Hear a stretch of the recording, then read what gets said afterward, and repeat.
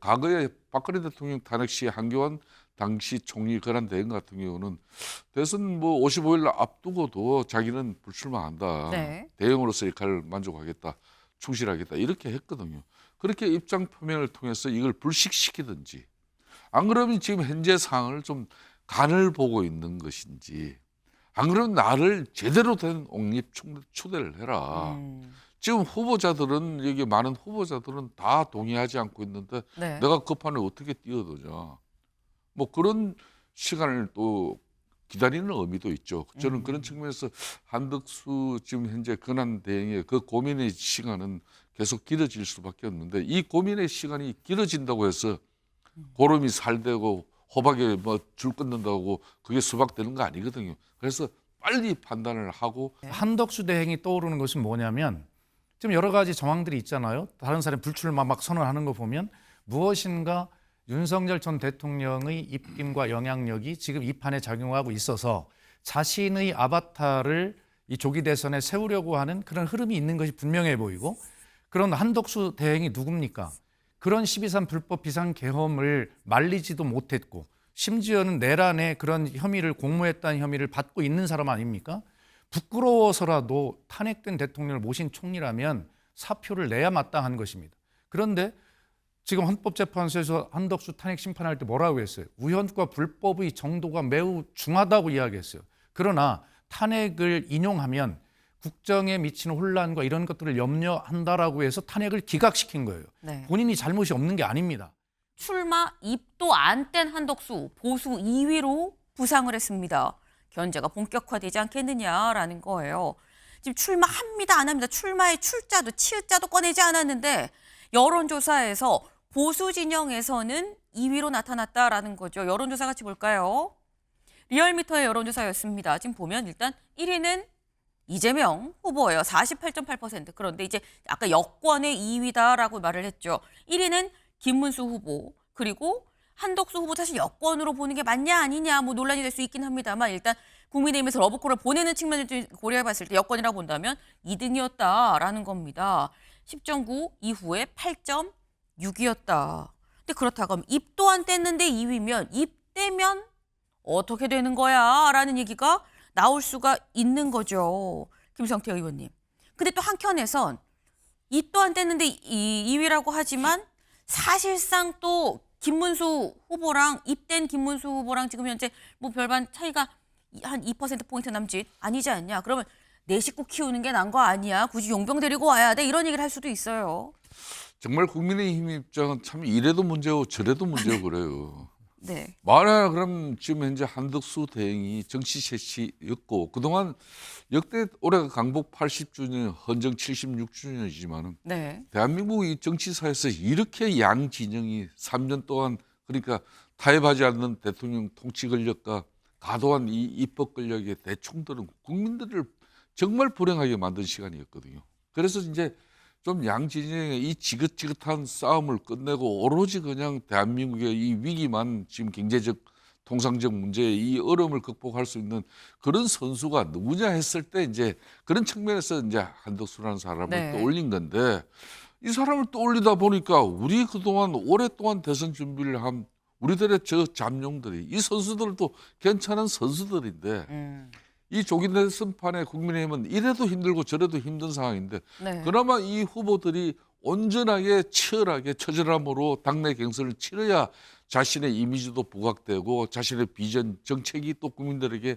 인식이 되는 건데 지금 한덕수 이제 대행 때문에 다 묻히게 돼 있어요. 흥행도 안 되게 돼 있어요. 그걸 걱정하지 않을 수가 없는 거죠. 네. 지금 국민의힘 입장에서는 이러기도 저러기도 이래도 고민 저래도 고민이다라고 좀 그렇습니다. 말씀을 하셨어요. 근데 사실 또 민주당 입장에서도 아까 제목에 그랬죠. 입도 안 뗐는데 어쨌거나 여권의 뭐 2위 얘기가 나온다. 그럼 그러면 입 떼면 이재명 후보랑 뭐 비등비등하게 올라가는 거 아니야라는 우려가 있는 건지 뭐 직무유기 뭐 이 직권남용 고발을 하는 건 나는 위기의식이 있어서 그런 거 아니야라는 얘기도 또 나옵니다. 입을 떼봐야 별 차이가 없을 겁니다. 음. 왜 그러냐면 제가 네. 민주당의 입장이 아니라 국민의 입장에서 한번 말씀을 드려볼게요.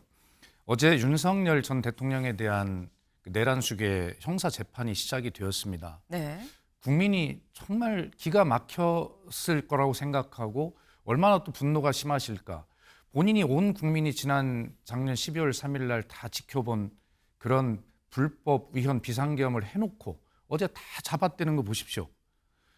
어떻게 우리가 하루라도 이런 대통령을 대통령이라고 가졌었나. 부끄러운 것은 국민의 몫입니다.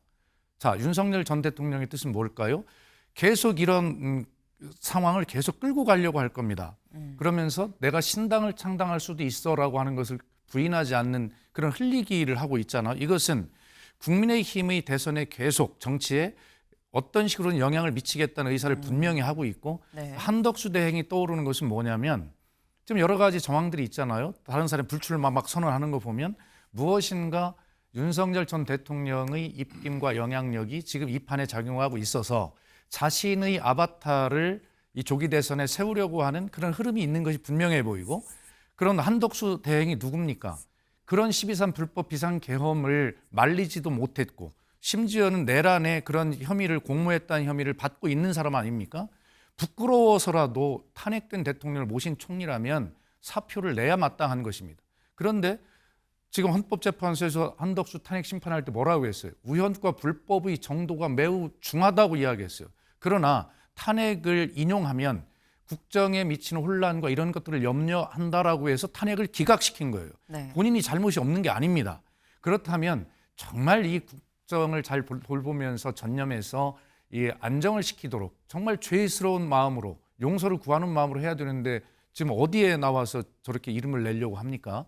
이 국민의 심정은 아마 그럴 것이기 때문에 입을 떼봐야 지금 이상 나올 리가 없다라고 네. 저는 그렇게 생각하고, 한덕수 총리 제발 국정에 전념하는 공직자의 마지막 모범으로 국민에게 지은 죄를 용서받기를 바랍니다. 네. 굉장히 세게 좀 말씀을 하셔서 민주당 입장인가 그러는데 국민이 이렇게 생각을 할 겁니다. 그리고 끝이 났어요. 이재명 대표께서 선대위 캠프 꾸리면서 네. 공보단장 한 사람 제대로 던데. 원래 이분이 이렇게 세게 안 하는데. 네. 이번에 또 홍보단장을 또 맡기도 하셨죠. 네. 근데 어쨌거나 지금 말씀은 이거예요. 이 지금 한덕수 대 입대 봤자 뭐 그닥 효과 있겠어? 라는 말씀을 지금 또 주셨습니다. 네. 근데 지금 이 사실 이 아까 김성태 의원님께서 말씀하시긴 하셨습니다만 국민의힘 입장에서는 고민이 될 수밖에 없습니다. 한덕수 대행은 지금 현재 당 안에 있는 사람이 아니고 당 밖에 있는 사람인데 지금 당 안에도 나도 나오겠다, 나도 나온다라고 손든 사람만 거의 한 10명 가까이 되고 있는데 지도부 입장에선 어떻게 해야 되지 고민이 될 수 있습니다. 근데 어제 권영세 비대위원장 이렇게 얘기했거든요. 잠깐 들어보고 오실까요? 우리 당의 경선 원칙은 명확합니다. 모든 후보는 같은 출발선에 서야 하고 같은 기준 아래 경쟁해야 합니다. 특정인을 옹립하는 일도 누구의 불이익을 주는 일도 없을 것입니다. 네. 권영세 비대위원장 이렇게 얘기를 했죠. 이 어떤 후보한테도 불이익을 주는 일도 옹립하는 일도 없을 거다라고 얘기를 했습니다. 한차출설의 여진이 계속되고 있다라는 거죠. 그래서 지도부 뒤늦게 특정 후보 옹립 없다. 근데 여기서 포인트를 어디로 잡을 것이냐라는 거예요, 김성태 의원님. 뒤늦게 옹립 없다라고 얘기한 거 아니냐라고 볼 수도 있고요. 여진 계속된 게 좀 문제다라고 볼 수도 있는 거고요. 어떻게 보십니까? 사실상 지도부 입장에서는 지난주 일요일 날 몇몇 의원들이 중심이 되어서 그동안 뭐 한덕수 총리 이렇게 차출에 동의를 구한 그런 의원들 한 5, 60명을 규합한 그런 대표적 성격을 가진 의원들이 기자회견을 통해서 한덕수 이제 총리 이렇게 영입을 기정사실로 만들려고 했죠. 하려고 했죠. 네, 긴급하게 이제 투톱 체제가 이제 그걸 만류를 해서 그냥 기자회견 발표는 하지 않았습니다만은 그때 이후에 이제 또 우리 당 그러니까 오랫동안 나름 이제 잠룡으로서 대선 준비를 한, 심지어 어느 후보 같은 경우는 시장짓도 던지고 마지막 정치적 소임을 위해서 그냥 자신을 불사르겠다고 각오를 다지는 사람도 있는데 이게 갑자기 그러면 이 사람들은 뭐냐? 그냥 이미 그런 이 사람들은 그냥 이재명 대항마로서 별 가치가 없는 거야. 이렇게 이제 자신들이 폐마될 수도 있는 것이고 네. 이게 우습게 될 수가 있는 것이죠. 그래서 이제 지도부가 부랴부랴 그걸 만류해서 말겠지만은 그 여지는 계속되고 있는 상황인데 저는 그런 측면에서 지금 현재 한덕수 대행께서도 이제 너무 이걸 이제 한 세 가지 측면에서 그럼 한덕수 대표의 과거에 박근혜 대통령 탄핵 시 한교안 당시 총리 권한 대행 같은 경우는 대선 뭐 55일 앞두고도 자기는 불출마한다. 네. 대행으로서 역할을 만족하겠다. 충실하겠다. 이렇게 했거든요. 그렇게 입장 표명을 통해서 이걸 불식시키든지 안 그러면 지금 현재 상황을 좀 간을 보고 있는 것인지 안 그러면 나를 제대로 된 옹립 초대를 해라. 지금 후보자들은 여기 많은 후보자들은 다 동의하지 않고 있는데 네. 내가 그 판에 어떻게 뛰어들자.